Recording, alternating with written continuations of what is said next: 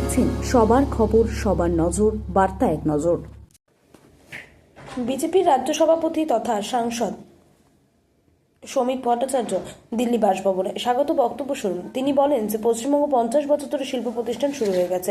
এখন পরিচয়দের রাজ্যে পরিণত প্রধানমন্ত্রী সোনার বাংলা করবেন বলেছেন, তাদের স্বপ্নে বাস্তবায়িত করার লক্ষ্যে। পার ক্যাপিটা ইনকাম আজকে সবচেয়ে নিচে এসে দাঁড়িয়েছে।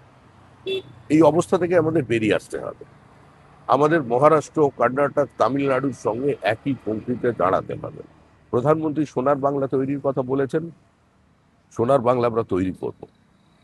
আমাদের স্বপ্ন আছে এবং স্বপ্নকে বাস্তবায়িত করবার জন্য নির্দিষ্ট কর্মসূচি আছে, প্ল্যান আছে।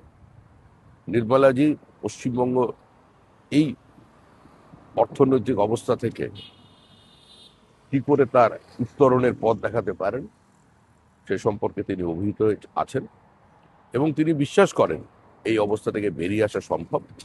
বাংলার শ্রীহীন অবস্থা থেকে রাজ্যকে বার করে আনা সম্ভব।